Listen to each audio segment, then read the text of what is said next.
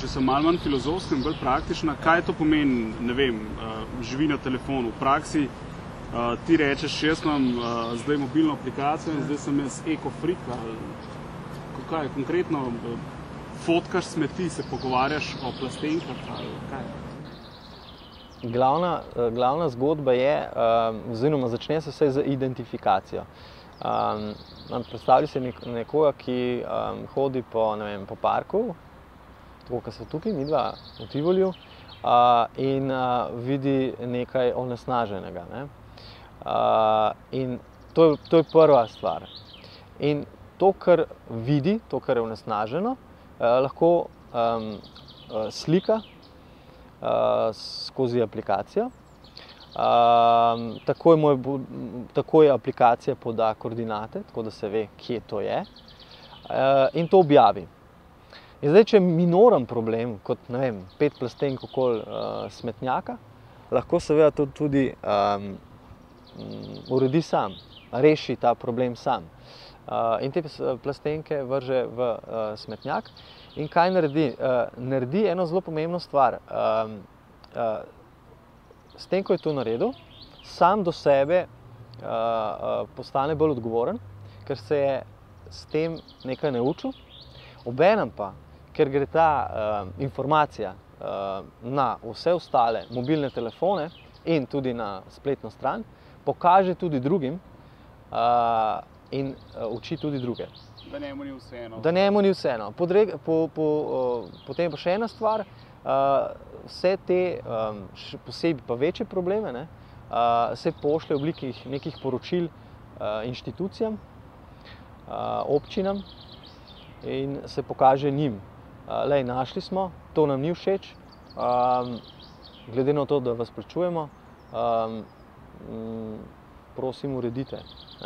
Se pravi, predvsem govorimo o večjih problemih. Se pravi, na nekem divjem odlagališču, kjer so štedilniki, stari avti in podobno, na ta način samo opozarjaš in ne rešuješ. Konec koncev lahko tudi rešiš, če povabiš klapo 5-10 ljudi, ki to razmečejo.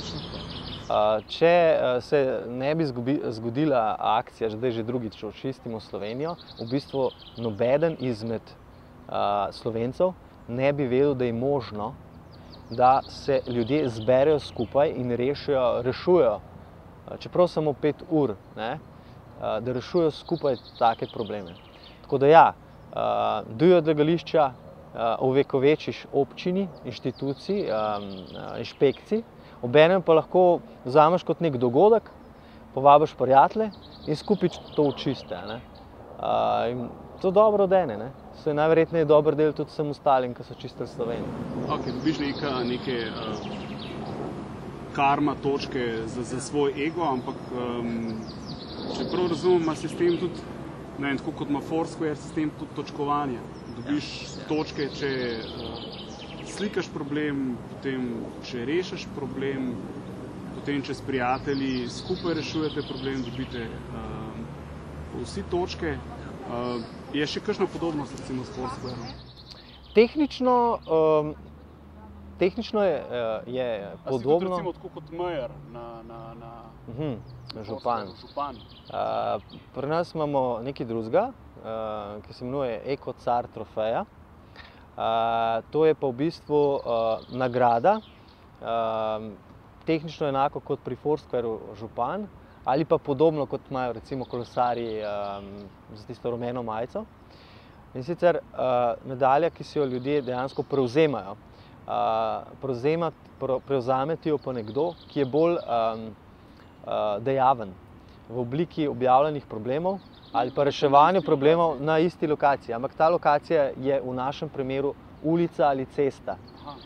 Pri Foursquareu je to lokacija, lokal, restauracija in tako naprej. Mi pa dejansko podeljujemo to medaljo, Eko-car trofejo,